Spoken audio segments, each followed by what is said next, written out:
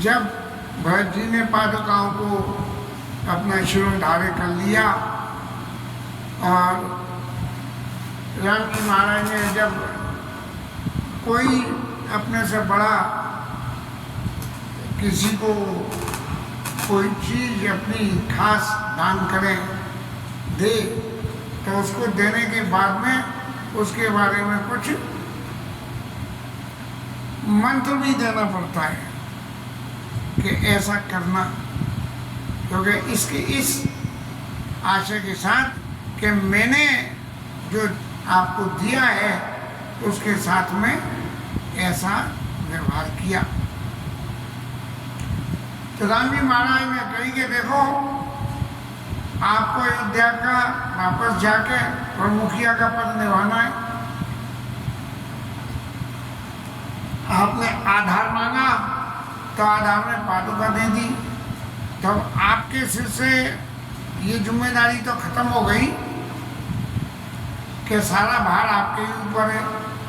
राजकाज का भार राजा जनक की आज्ञा और गुरु जी की आज्ञा अनुसार माता जी और मंत्रियों की सलाह से वो सब करना ये, लेकिन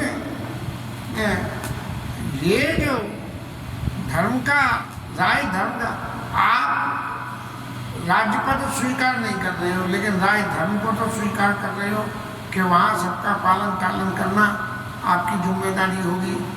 तो राम जी महाराज कह रहे हैं कि राय धर्म सर्वसिद्ध हुई, कि राय धर्म क्या है? राय धर्म कितना है? जिमी मन वहाँ मनोरथ हुई, हमारा मन और हमारा मनोरथ। जैसे हम मन में सोचे कि कल हम जो है वहाँ पे मंदिर में दर्शन करने जाएंगे, तो ये जो आज हमारा सोचना है ये हमारा मनोरथ है? और मन क्या है कि हमें वहाँ जाना है। तो ये जो वहाँ जाने की क्रिया को लेकर ये तो व्यवहारिक जगत का रहा, लेकिन ये राय धर्म के बारे में यदि हम कुछ भी सोचते हैं तो सोचने के बाद जब तक वो कार्य पूर्ण न हो जाए, उसकी पूर्ण रूप में तैयारी नहीं हो जाए, तब तक हमको उसको डिस्क्लोज नहीं करना चाहिए और मन में छुपा के ही रखना चाहिए। जब हमें दिखे कि हाँ ये अब 100% श्योर हो गया, तभी इस बात को सबके सामने डिस्क्लोज करनी चाहिए। ये राय धर्म है। यहाँ आज की राजनीति में तो एक नेताजी कह रहे थे कि राम जी ने भरत जी से कही कि 12 आने में खरीदो और 1 रुपये में बेचो, इसका नाम राय धर्म है। यानी कौन सी रामायण पढ़ के आ गए वो महाराज हैं, तो देश के जो है बहुत बड़ी सबसे बड़ी मंत्री। लेकिन जो भी है मंत्रियों की बात मंत्री जाने, यहाँ तो राम कथा से मतलब है। राज धर्म सर्वसहित नोई, जिमि मन मनोरथ कोई। लेकिन जी के मन में तो इन बातों को संतोष नहीं हुआ, तब भगवान ने पादुका दान कर दी। और पादुका दान करके और जैसे ही पादुका दान करी, भरत जी ने अपने शीश पर धारण करी और धारण करते मांगे विधा प्रणाम करी। अब कोई कहने का मौका भरत जी महाराज ने नहीं छोड़ा कि बोले अब इस बीच में जब ये तय हो गया तो कोई मंत्र जैसा ना आवे जो फिर इसमें कोई विघ्न डाल दे, इसलिए मांगे विदा प्रणाम करे। राम लिए और लाई, राम जी महाराज को प्रणाम किया। बोले महाराज आप बहुत जल्दी से आज्ञा दे दो तो मैं जाके इन चरण पीठ को ले जाके आपको आपके चरण पादुका को ले जाके और अयोध्या की पीठ पे विराजमान कर दे। ये ऐसे उसे और जब देवताओं ने तो भाई हमारा काम सिद्ध हो गया, तो उन्होंने लोगों को उच्चाटन कर दिया। अब सही सब बाकी बातों की, हमारे जनता जनार्दन की और सब लोगों की बातें, तो यदि बहुत गंभीरता से विचार करें तो जिनके सिर जिम्मेदारी होती है उन लोगों की तो बात कुछ और है, लेकिन जिनको खाली अपने मतलब से मतलब होता है जैसे जनता जनार्दन, तो वो जो है अलग अलग अर्थ अपने अपने हिसाब से निकाल लेते हैं। लेकिन इस केस में उन सब लोग एक मत होके और भरत जी के स्वभाव की और उनके राम जी के प्रति अनुराग की सराहना करने लगे। और यहाँ तक हो गया कि भरत जी महाराज और राम जी महाराज भी जो है आपस में मिलने के बाद तना मन बचना उमग अनुरागा धीर धुरंधर धीरे त्यागा। राम जी महाराज का भी धैर्य टूट गया। भरत जी को विदा करते हुए आंखों में आंसू भर के और उनको विदा किया है। देवता भी दुखी हो रहे हैं, दिखाने को हो रहे हैं। भारतीय जो समर्थवान ज़्यादा ही होते हैं वो लोग तो सबसे पहले अपना हित देखते हैं। देख सवा दुखारी और होने का दी जनक से ज्ञान अनिल मन कसे कनक से। सब लोग जनक जी और मुनि लोग जो ज्ञान की अग्नि में तपा के सोने के समान निर्काम हुआ जिनका मन था तेलो की रघुबर भरत प्रीति अनूप अपार भय मगन तन मन वचन सहित विराग विचार। इन दोनों भाइयों की प्रीति को देख के सारे अपने जो जितना चित्त में वैराग्य था इस प्रीति के आगे सारा वैराग्य जो है वो बह के चला गया। निर्गुण ब्रह्म की साधना में उद्धव जी महाराज कितने प्रकांड पंडित रहे और जब गोपियों के पास गए और गोपियों के प्रति भगवान कृष्ण जी के प्रति जब गोपियों का प्रेम देखा तो उनका भी विराग और विचार सब भाग गया था। ऐसे ही यहाँ राम जी महाराज और भरत जी की प्रीति के आगे इन सब के विराग विचार भी भागे। और सब लोगों ने जो है चलने की तैयारी कर ली, सारे सामान बांधा। प्रभु पद पदुमा बंदी दो भाई चले शीस धरी राम रजाई। भगवान के चरणों में वंदना करी और उनकी आज्ञा से प्रभु अब जल्दी से आज्ञा दो और हम जाए। मुझे ताता पर बंदे उन्होंने सब सन्मान मौरी गौरी जो तापसी लोग महासभा में मौजूद थे सबको बार बार सम्मान करके और लक्ष्मण ने प्रणाम करी। अब लक्ष्मण जी को प्रणाम करा और सिर धर सिए पद धूल सीता मैया के चरणों की धूल अपने सिर पे धारण करी। चले सप्रेम आशीष सुने सकल सुमंगल। सीता मैया ने खूब आशीर्वाद दी। भरत जी महाराज आप जाइए अयोध्या में और जाके वहाँ राजकाज की देखभाल सब कुछ करिए। ऐसी आशीर्वाद के आप हमेशा अपने संकल्प में सिद्धि मिले आपको, ऐसा करा। राम जी ने राजा जनक को सानुज राम नपई सिर नाई कीन बहुत विधि विनय बढ़ाई। अब यहाँ ये पहला प्रसंग दिखाई पड़ता है जहाँ राजा जनक को और राम जी महाराज ने प्रणाम किया है। जब आए थे तब राम जी महाराज ने प्रणाम नहीं किया था। एक और भी लौकिक जगत की बात मुझे याद आती है। आशौच की अवस्था में जिसके घर में आशौच है उसको किसी को प्रणाम करने की आज्ञा नहीं है। शायद ऐसा हुआ होगा, लेकिन ऐसा भी है कि मुनि मंडली जनक से बाबा आशीर्वाद सभी सन पावा।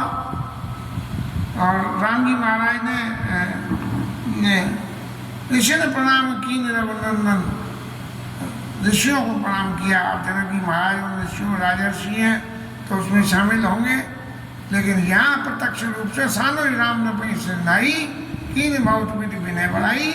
खूब महाराज की विनय करी के महाराज अब ये अयोध्या का शासन सब आपके हाथ है, आप जैसी आज्ञा करो उस हिसाब से भरत जी की देखभाल करना। और फिर उनके जो है उनकी प्रशंसा करते हुए कि देव दया बस बड़ा दुख पायो सहित समाज कान नहीं आयो। महाराज आप तो जो है आपने बहुत तकलीफ पाई, यहाँ पधारे, बस पूरे समाज के साथ आए, अब आप घर जाइए।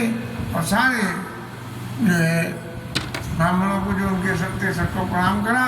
सासू माँ के पास में, सुनैना जी के पास में गए और उनको भी प्रणाम किया, कौशिक ऋषि को प्रणाम किया और वामदेव ऋषि को, जनक जी के गुरु जी हैं वामदेव जी को प्रणाम किया, जावाली ऋषि को प्रणाम किया और सबको जो जैसे जैसे थे सबको उनके हिसाब से प्रणाम करके इन्हें विदा प्रणाम करी और राम लिए भरत मात पद बंदी प्रभु सुच सनेय मिली भेंट विदा कीन सज पाल की सकुच सोच सब में। अब और सबों को तो प्रणाम किया माताओं को, लेकिन भरत मात प्रतिबंधित प्रभु कैकेयी मैया को भी प्रणाम किया और क्या कहा, सुच स्नेह मिली भेंट, अत्यंत पवित्र स्नेह के साथ में कि माता जी, अब कैकेयी मैया तो ये समझ रही है कि मेरी वजह से इतना उत्पात हुआ और इस उत्पात का परिणाम अब सामने आ रहा है, तो ये जो उत्पात का परिणाम सामने आ रहा है ये सब मेरी वजह से हो रहा है। तो वो तो बहुत संकोच में थी गोस्वामी, ये तो अवध जमन जाचत कैकेयी और मैं न बीच विधि मीचू न देई। कैकेयी चाहती है कि मैं धरती फट जाए और मैं समझ जाऊं या मेरे को जो है मृत्यु आ जाए, लेकिन राम जी के विमुख होने से ऐसी कोई चीज भी नहीं मिल सकती है। लेकिन अंतर मन में क्या है कि राम जी महाराज कैकेयी मैया के पास गए और जाकर कही, माता जी जो आपसे चरित्र के बारे में, आपके चरित्र के बारे में ये जो बातें कही गई थी कि आपको वैधव्यपन तक भी झेलना पड़ सकता है मेरी इस बात को मान के, क्योंकि मेरा अवतार तो इस पृथ्वी के भार को कम करने के लिए हुआ है और इन सबों में आप ही मेरी अत्यंत प्रिय माँ हो जो मेरे लिए इतने दुख तकलीफ से सूर्य स्नेह मिलमेट और विदा की श्रीपाल की सकुच सोच समेट। इसलिए माता जी आप तो एक्टिंग कर रही थी, आपका किया हुआ नहीं है, आपकी करी हुई ये एक्टिंग है और आपने इतनी बढ़िया एक्टिंग करी कि मेरा सब काम बहुत आसान हो गया। सीता मैया सब लोगों से मिली और सब लोगों को, सासुओं को, सबको प्रीति के समय के पालकी में बिठा के और सबके वाहनों के साथ में राम जी महाराज ने विदा किया। गुरु गुरु तिय पद बंदे प्रभु सीता लखन समेत फिरे हर्ष विस्मय सहित आए परन निकेत। अब महाराज जी ने सब लोगों को विदा कर दिया राम जी महाराज ने और वहाँ बिल्कुल शांति हो गई। तब अपनी परम कुटी में आए हैं और वहाँ पे आके निषाद राज महाराज से गई, महाराज सब चले गए, आप भी अपने घर जाइए। और सब कोल किरात जो इनकी सेवा में लगे हुए थे वो सब ये प्रणाम कर करके राम जी को चले गए। और राम जी, लक्ष्मण जी और सीता जी अब ये तीन लोग रह गए। तो प्रभु सिया लखन बैठ बट छाई प्रिय परिजना वियोग बिलखाई। वही बट पक्ष जहाँ बैठ मुनिगण सहित नित्य सिय राम सुजान कहत सुनत इतिहास सब आगम निगम पुराण। उसने निषाद राज ने बताया था भरत जी को, उसी बट वृक्ष के नीचे बैठ के और अपने परिजनों के वियोग से राम जी महाराज और सीता जी दुखी हो रहे हैं। चित्रकूट के खगमृग सब पूरी तरह से राम जी के दुख को देख के परेशान हो रहे हैं। अब देवता महाराज ने कही कि देखो राम जी दुखी हो रहे हैं, बड़े दुख की बात है। तो वो भी पहलवान आ गए वहाँ से और आके प्रभु आपसे क्या कहें, आपको वन में भेजने में हमारा पूरा हाथ है और हमारी वजह से आपको ये सब भुगतना पड़ रहा है और हमारी तो हालत ये है कि हम राक्षसों से बहुत परेशान हैं। इसलिए अब मैं हमारे घर की ये बात है महाराज, आपसे तो कुछ छुपी है नहीं है। लेकिन भगवान ने उनको तुरंत बात करके ये भरोसा दिया कि आप सब लोग जाइए और अपने घर पे अब आराम से पेट फटकार कर सोइए, क्योंकि अब वन में रह के जो अगली लीला मुझे करनी है वो राक्षसों का विनाश ही करना है। इसलिए सबके अंदर मन का डर निकल गया। चले विचार न सोच करो सो सानुजसी समेत प्रभु राजत परन कुटी भगत ज्ञान वैरागी जन सोवत धरे शरीर। बिल्कुल गोस्वामी जी कह रहे हैं कि परम कुटी में विराजमान कैसे दर्शन होंगे? भक्ति और ज्ञान और वैराग्य।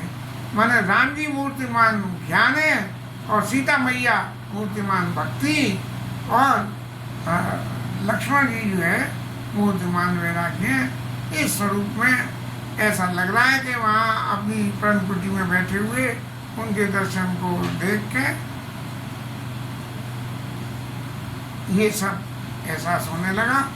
इसके साथ ये कथा आज कुछ जल्दी विश्राम ले रही है, तो ये विश्राम लेके आगे की कथा कल लेंगे जब भरत जी वापिस अयोध्या पहुँचेंगे, तब की हरि नाम कीर्तन।